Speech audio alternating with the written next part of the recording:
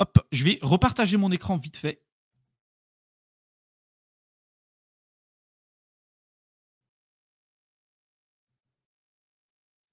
Parce que très souvent, en ce moment, on va vous mettre en avant sur les réseaux sociaux, tiens, il y a telle baleine qui va longuer le marché, tiens, il y a tel crypto qui va être shorté, etc. Vous pouvez le suivre ça, sur CoinGlass, notamment sur Hyperliquid. Et là, en ce moment, il y a eu pas mal de grabuge avec quelqu'un qui a. Alors là, il a baissé ses positions, mais il était à plus de 500 millions de dollars sur du BTC en longue. Là, il l'a baissé. Il est passé à 190 millions avec un peu moins de 2000 BTC. Et les mecs, avec un fois levier, fois 40, hein, quand même. Hein, d'accord, hein. Donc, ce portefeuille, je crois qu'il était sur du x20, x30 sur du PP. Il était sur du x40 sur du BTC. Bref, c'était quand même assez fou. Et du coup, il y en a beaucoup qui se disent, tiens, ce mec-là, il pose 500 millions de dollars en longuant du BTC à x40 à 100 000.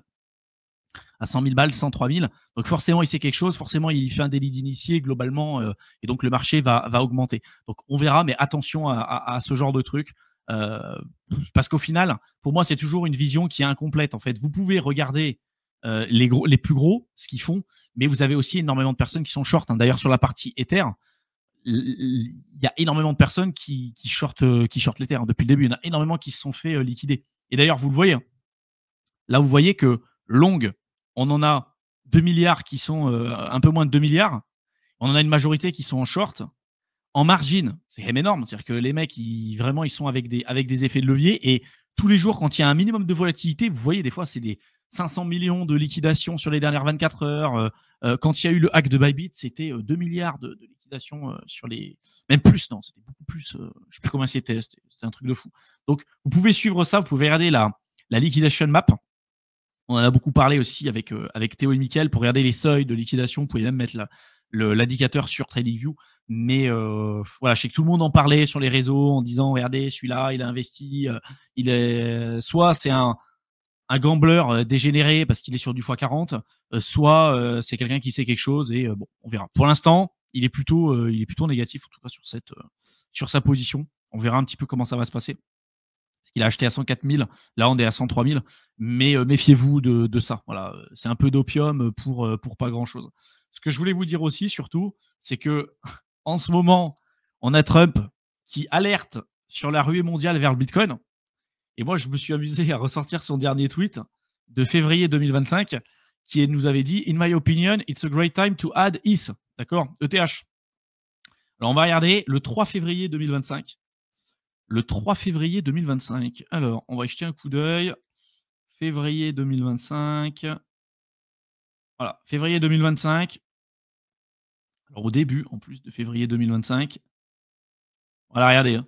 On était un peu plus de 3000 et c'est descendu à 1300. Voilà. À peu près 1300. Donc, oui, évidemment, on y croit. On voit qu'il y a eu aux États-Unis une vraie course pour adopter le Bitcoin en tant que réserve stratégique. On en a déjà eu 2, d'accord. On a le New Hampshire et puis l'Arizona pour l'instant. Possiblement le Texas bientôt qui a passé le deuxième comité. Et là, on en est à la deuxième chambre des représentants. On verra. Mais tout à fait possible qu'on ait bientôt un troisième État qui accepte le Bitcoin en tant que réserve stratégique. Donc, vraiment, avec le recul, franchement, si vous êtes là depuis des années, c'est quand même assez compliqué de se dire qu'on en serait là aujourd'hui. Et finalement, c'est le cas. On en est là. On a des États qui veulent acheter du Bitcoin. On a des institutions. On a des business, etc. Il n'y a plus que les retail. Et malgré ça, il y en a qui sont encore bearish sur la crypto. Parce que ceux qui sont en crypto, globalement, je pense qu'ils sont quand même plutôt haussiers sur le long terme. Mais quand même, on se rend compte qu'on est une minorité. Il y en a encore énormément qui doutent. C'est-à-dire là, d'arriver à douter et de ne pas être capable de remettre en cause ce qu'on pense sur un sujet aussi complexe et aussi dingue que la crypto, surtout dans des états comme aujourd'hui. Je trouve ça quand même assez dingue. Donc c'est ça que je voulais vous présenter, les mecs. Et je pense que prochainement, on aura bientôt la partie Texas qui va bouger.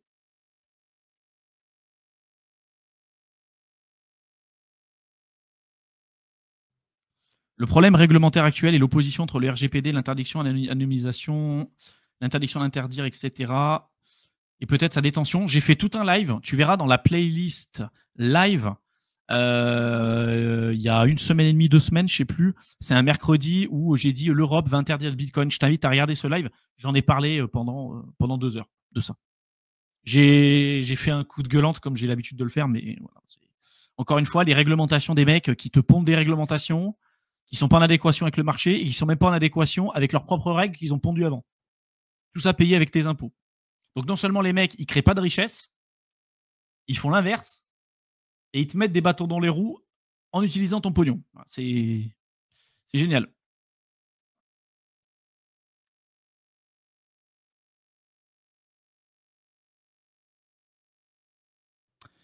N'empêche que le mystère de Satoshi et ses BTC en stock pose question sur l'intention cachée de Satoshi, qu'est-ce qu'il prépare en lien avec les valeurs anti-système et cypherpunk. Peut-être qu'il est décédé aussi.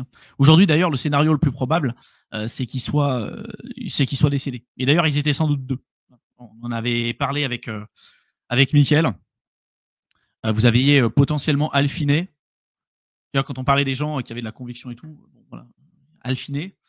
Et Haussmann, je crois qu'il s'appelait Haussmann. C'est un Belge avec des cheveux longs, là, j'ai plus son nom.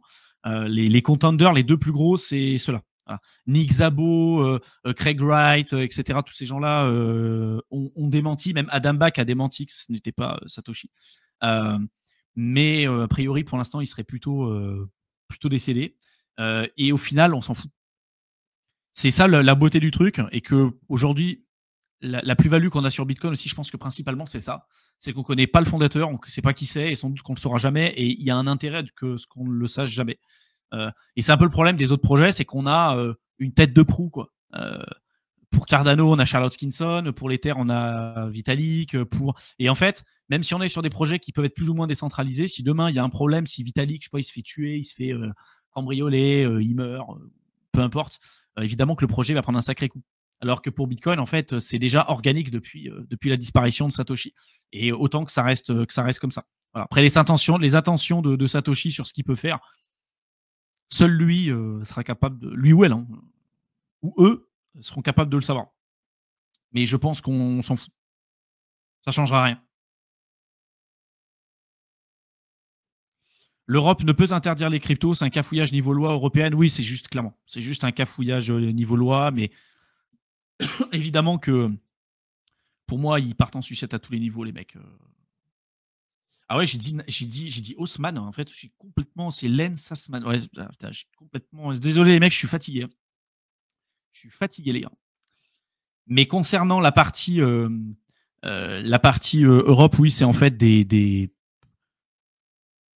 problèmes sur leur propre texte de loi, en fait. T'as pas le droit d'être anonyme, mais en même temps, tu dois déclarer. En fait, le côté blockchain est pas en adéquation avec le RGPD. Si c'est pas en adéquation, il faudrait supprimer la blockchain. Bon courage. Hein. Good luck, have fun. Hein. Tu vas pas trop y arriver. Et les mecs, ils comprennent pas que c'est pas au Bitcoin de changer, c'est à eux. Mais bon, ça changera rien. Hein. C'est comme à chaque fois, on aura 50 ans de retard. 50 ans de retard sur la partie innovation, développement. Et puis voilà, pendant que la Chine nous explose sur tous les niveaux. Parce que là, l'idée de base de se dire que la Chine, c'est encore un pays où tu sais, avant, c'était un peu le truc made in China. Tu sais, on disait tout est fait en Chine. C'était un peu le synonyme un peu de Camelot. C'était made in China. Aujourd'hui, si tu regardes concrètement ce qu'ils font la Chine, ils sont à la pointe de la technologie de partout. Ils nous ont éclatés sur tous les niveaux, y compris nous, sur des innovations où on avait 80 années d'avance, que ce soit sur le train, que ce soit sur l'électricité, là au niveau de l'IA, de tout. Les mecs, ils sont premiers de partout. Ils sont hyper bons de partout. Et on est très très loin du truc made in China, de la vieille babiole et de la vieille Camelot. C'est plutôt nous aujourd'hui, hein, où on est vraiment à la ramasse. Là, ils ont faim et ils vont très très vite, très très loin. D'ailleurs, tiens, ça me fait penser à ça. C'est une vidéo d'Idriss Aberkan qui en parlait. Pour ceux qui voudront y jeter un coup d'œil, sur le. Je ne sais plus comment elle s'appelle. C'est le train de l'innovation en Chine. Je ne sais plus le nom du truc. Vous pourrez y jeter un coup d'œil. Mais vous verrez à quelle vitesse ils évoluent. Et à quel point nous, on est nuls. Mais on est nuls. Mais on est nuls à tous les niveaux. On est hyper bon pour faire les textes de loi qui servent à rien, mais tout le reste, on est nuls. On est à la ramasse de partout et ça fait peur. Hein. Pour les prochaines années, par rapport à ce qu'on voit avec l'IA et tout, et par rapport à ce qu'eux, ils font. J'avais vu que en Chine, par exemple, ils promettait et il faisait des cours d'IA, même déjà dès la grande section de maternelle pour les gamins. Je sais pas si vous imaginez, hein. Moi, aujourd'hui, j'ai pas de gamin, mais je sais que si demain j'en ai, l'école publique, c'est mort. Je les mettrai pas dans l'école publique et encore moins, je pense, en France, si j'ai l'occasion de le faire, parce que au-delà de la mentalité qui me plaît pas du tout, je pense que c'est pas du tout leur donner la possibilité de faire, ouais, d'être performant par la suite, parce que de ne pas être capable de voir ce qui arrive avec le train de l'IA, le train de la crypto. On a parlé de l'ordinateur quantique, la robotique, tout ce qui se passe là.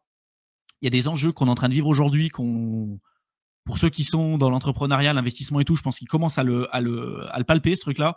Mais ceux qui ne remettent pas à jour ce qu'ils pensent là-dessus, je pense que ça va toquer. Dans les prochaines années, ça va faire très mal. Je vous l'ai pas dit tout à l'heure, les mecs, mais rejoignez-nous sur Twitter et sur Telegram. Vous avez les 2 liens dans la barre d'infos. Là, je vais devoir vous laisser. Donc, n'hésitez pas à commenter, partager, retweeter. Rejoignez-nous sur Telegram et sur Twitter. Je vous ai mis le lien de mon autre chaîne YouTube, Éternel Étudiant, pour ceux que ça intéresse. Ceux qui veulent aller plus loin aussi avec nous sur la partie accompagnement ou crypto-investisseurs, vous avez les 2 liens de nos programmes dans la description de la vidéo, avec un descriptif à chaque fois pour ceux que ça intéresse. Ceux qui veulent réserver un appel aussi avec nous et avoir quelqu'un au téléphone, soit moi, soit Mickaël, vous pouvez le faire. Évidemment, répondez à l'ensemble des questionnaires et soyez là pendant l'appel. C'est le minimum. L'idée, c'est de comprendre un petit peu vos blocages, ce qui vous bloque aujourd'hui et comment on peut vous aider à aller plus loin. Donc voilà, n'hésitez pas. Et Mickaël vous a préparé aussi toute une partie sur la fiscalité, parce qu'en ce moment, on est dans la déclaration d'impôts. Je sais pas, pour certains qui peuvent se poser des questions, comment déclarer les 3916, etc., compte ouvert ou clos à l'étranger, comment déclarer les plus-values et tout. Voilà, vous avez un lien, je vous ai mis dans la description, le lien vers une vidéo que vous pouvez récupérer chez vous.